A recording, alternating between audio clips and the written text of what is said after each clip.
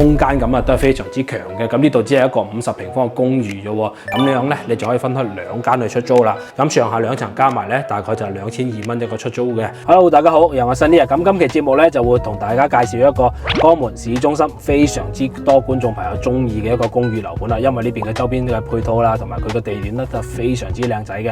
咁今日咧先唔帶大家上樓睇睇先帶大家兜一兜呢度周邊嘅配套先。係啦，咁而家咧我哋已經係進入咗呢個公寓樓盤嘅一個周邊嘅附近一個區域㗎啦。咁我哋而家右手邊咧就係一個叫做永利超市啦。咁佢咧都係屬於江門非常之有名嘅一個超市嚟㗎。咁其實對面咧仲有一個超市叫做大昌。咁其實嗰個大昌超市咧就屬於全江門市 No.1 嘅一個超市嚟㗎啦。咁佢又唔單單呢個分店嘅，佢有好多分店喺唔同嘅一個區域，全部都係開喺一啲非常之旺嘅地方，亦都可以講咧係佢開到邊嗰個區域就係旺到邊㗎啦。係啦，咁我哋再行去前面再睇睇。嗱，咁我哋由大昌超市嗰度咧過咗一個斑馬線嘅位置嘅啫，就已經係到咗我哋呢個公寓項目嘅呢度嘅位置噶啦。咁由大昌步行過嚟嘅話咧，大概都係2分鐘嘅路程嘅啫。咁頭先個永利超市嘅情況下咧，就過翻對面馬路，可能步行咧就需要3到4分鐘啦。咁其實對於居住喺呢度嘅人嚟講咧，都係非常之方便嘅。咁同埋嗰2個超市咧，除咗買一啲生活用品之外咧，你仲可以去嗰度買餸啊，有肉類啊、魚類啊、蔬菜類啊、水果類，冚唪唥全部都係齊全嘅。咁前面咧仲會有其他生活嘅配套可以俾大家去選擇嘅。而家我哋即刻揸車過去兜睇一睇先。咁呢邊咧，大家可以留意翻佢兩邊一啲街鋪咧，基本上全部都開晒，係冇吉鋪嘅。因為呢邊咧，佢係屬於一個住宅區域嚟嘅，周邊嗰個入住率咧都係非常之高嘅。而且呢度咧就係屬於呢一個成個區入邊一個最中心嘅位置啦。因為咧佢個街市咧都係喺呢一個位置嘅啫。咁我哋喺呢度掉頭過去，就已經係一個街市嘅位置嚟噶啦。咁我哋掉咗個頭過嚟咧，就見到就嚟到咗我哋呢個叫做天天市集嗰個地方。咁呢度咧就屬於一種係傳統嘅一個街市嚟嘅。因為而家咧就係晏晝嘅2點鐘啊，所以咧其實你見到入邊咧就已經係冇人啦，同埋已經係熄咗燈啦。但係望過去咧，都見到啲台上邊係放滿晒啲蔬菜啊、肉類啊、魚類啊、雞鵝鴨啊，都係會有嘅。咁呢個咧佢就屬於一個比較大型嘅街市啦。咁我哋再行前少少睇睇嗱，咁呢度咧仲會有好多啲快餐店啊、麵包店啊、咖啡店啊、宵夜檔啊、早餐檔啊，全部通通都係會係齊全晒嘅。你見到兩邊嘅街鋪冚唪唥全部都開晒就知道㗎啦。我哋再行前少少，再睇睇其他配套。咁啱先咧，我哋都基本上係影過晒呢一度啦。咁基本上就係影到嘅，即係周邊嘅配套啫。咁仲有啲內街嘅配套咧，就係冇影到俾大家睇嘅，因為其實見到外街配套咧，基本上已經係滿足到你所有生活上邊嘅嘢啦。行街睇戲、食飯飲茶，基本上通通全部都滿足到你噶啦。而且呢個樓盤咧，你步行2到3分鐘內咧，都已經係會有3間嘅茶樓去俾你去選擇翻噶啦，包括我哋屋苑樓下就已經係一個茶樓啦。咁我哋而家由呢個地方咧，再翻去我哋屋苑嗰度咧，只需要揸車情況下咧，就係1分鐘嘅事嘅啫。如果步行嘅話咧，都係5分鐘內，係絕對係步行到翻去我哋一個樓盤嘅位置嘅。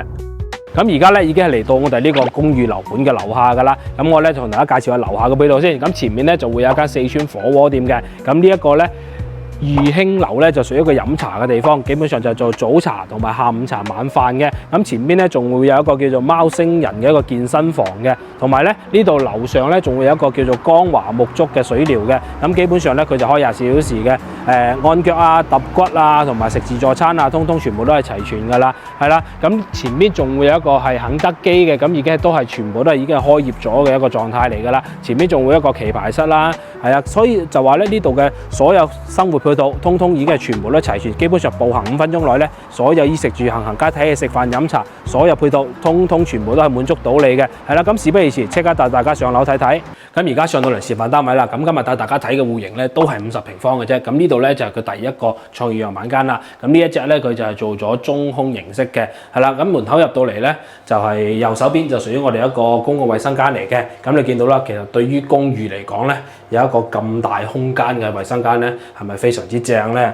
係啦，咁再過到嚟咧，可以感受到我哋成個空間感啊，都係非常之強嘅。咁呢度只係一個50平方嘅公寓啫喎，咁而就齋計呢個客廳嘅情況下咧，係咪相當於平時啲人哋啲90零100平方嘅住宅咁大咧？係啦，咁佢呢度咧就做咗一個開放式嘅廚房啦，都係一個 L 字型嘅，係啦，因為呢度係一個公寓形式啦，所以佢就唔可以用明火嘅，咁到時咧就需要自己去用啲電磁爐啊或者電火爐啊咁樣噶啦，係啦，咁佢呢度咧佢交付俾你嘅時候咧，呢度有間房仔啦，咁佢就拆咗呢間房仔就可以做條樓梯上去嘅。咁如果你話想保留翻呢個房仔或者係陽台仔嘅情況下咧，你樓梯咧仲可以做喺呢邊啊，或者做喺門口嗰邊，其實都係 OK 嘅。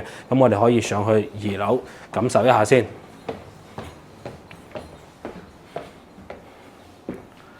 咁2樓咧，佢就係齋做咗一間房嘅啫。咁你見到佢個空間咧，都非常之大嘅。佢知道咧就係做咗一個半層嘅一個2樓嘅啫。咁就保留翻嗰度個中空嘅位置啦。咁感受翻落去咧，成個客廳咧一個樓層嘅高度啦，同埋一個闊度啊，其實都係非常之舒服嘅。同埋咧呢度嘅2樓咧，佢都係可以做到一個洗手間嘅，但係咧佢呢隻戶型就冇設計到啊。咁因為洗手間就喺呢度下邊啦。咁如果你話做翻個洗手間咧，佢只不過條管咧就直通翻上嚟嘅啫。即係2樓咧都係一定係可以做到呢個洗手間嘅。係啦，同埋咧呢一隻戶型嚟講咧，佢望翻一個景咧，前面咧都係屬於一啲無遮擋嘅景觀嚟㗎。同埋而家可以揀到嘅特價單位咧，全部都係屬於高層啦，所以係完全唔需要擔心係有嘢喺你前面遮住，景觀性都係非常之開揚嘅，係啦。咁呢一隻戶型咧，亦都有一啲特價單位係29.8萬嘅，係啦。咁呢度咧仲會有其他唔同嘅戶型咧，係可以俾大家去參考翻嘅。而家就帶大家過去睇睇。再過嚟睇第二個樣板間啦，咁就係呢隻其實就係叫做收租神器啦。點解叫做收租神器咧？平時大家叫一門雙鎖匙應該就聽得多啦。咁呢度咧係做雙門雙鎖匙嘅。咁點解叫雙門雙鎖匙咧？因為咧佢本身交付俾你嘅時候咧，佢門口係喺呢個位置中間嘅啫。咁佢咧就可以分開劏開兩邊兩個門口。咁呢度一個門口就下邊呢間嘅，呢個門口就可以上去2樓呢一間。咁樣咧你就可以分開2間去出租啦。係啦，咁先入嚟睇睇先。咁同樣啦，一入到嚟，右手邊就屬於我哋一個洗手間啦，咁同頭先個戶型其實一樣啦，就都係咁大咁細啦，係啦。咁再過嚟睇，咁佢呢度咧就因為係做咗雙門雙鎖匙，就冇做中空噶啦。咁咧就好似酒店形式咁樣啦，放張床，咁呢度做翻客廳，嗰邊就一個開放式嘅廚房，係啦。咁如果呢個方向嘅情況下咧，就望翻對面一個小區嘅。咁呢度咧，我哋而家所企嘅位置咧就13樓。如果你係而家再售一啲特價單位情況下咧，都基本上去到18、19甚至21樓噶啦，就可以完全跨過咗對面嗰棟樓嘅情況下咧，視線都係非常之開揚嘅。係啦，咁而家我哋可以再上去上邊嗰層睇睇。上到嚟上邊呢層啦，咁上邊呢層咧同下邊嗰層咧戶型咧其實就係一樣嘅啫。咁佢個洗手間咧就喺呢一邊嘅，咁佢個戶型方面就一模一樣嘅啦，同下邊基本上都係複製上嚟嘅啫。咁上邊一層咧佢就會多咗呢條走廊位可以用啦。咁下邊嗰層咧同樣都會有嘅，樓梯底咧就係屬於呢個位，你係可以用翻，可以攞嚟放下雜物咁樣啦。咁呢邊咧佢同下邊係一模一樣嘅啦，呢度放床，呢度做翻客廳，嗰度做開放式嘅廚房，係啦。咁呢一隻戶型嘅話咧，如果係收租情況下咧，大概係租到1000蚊到1200蚊之間，咁我就按中間數1100蚊嚟計啦。咁上下2層加埋咧，大概就係2200蚊一個出租嘅，係啦。咁如果係頭先中空嗰隻咧，大概而家嘅市場價咧係租到1800到2000蚊嘅。但係如果係自己住嘅情況下咧，可能嗰隻戶型咧就會較為之舒服啲。如果你單純係用嚟出租嘅情況下咧，可能呢隻咧回報率就會更加之好啦。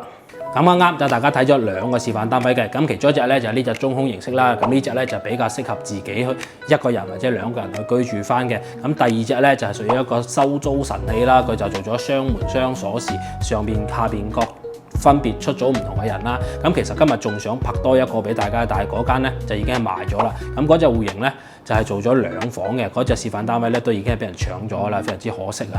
係啊，咁嗰隻2房咧，佢1樓咧做咗客廳都有中通部分啦，咁2樓咧佢就做咗2間房嘅。咁嗰隻咧就比較多人去選擇嘅一種嘅裝修風格啦。係啦，咁呢個樓盤咧就而家最後十零間單位可以選擇嘅啫，就全部都係清晒㗎啦。咁其中有大概5間左右咧，開發商我攞咗出嚟做呢個特價嘅，大概總價咧就去到29.8萬左右嘅啫。咁如果按翻呢度嘅一個最低嘅收租回報率啦，1800蚊一個月左右啦，咁佢個回報率基本上都係去到7厘左右，可以講就非常之抵，非常之筍㗎啦。咁如果你話我唔想租啊，我想自住啊，其實都係非常之唔錯嘅。咁樓下咧就有江門最大型嘅2個超市喺樓下㗎啦，非常之方便嘅。咁你無論你行街又好啊，飲茶又好啊，食飯又好啊，基本上落樓步行3到5分鐘，基本上全部都係滿足到你所有生活配套噶啦。係啦，咁有興趣了解呢個樓盤牌仔咧，就嗱 WhatsApp 俾我或者打電話俾我啦。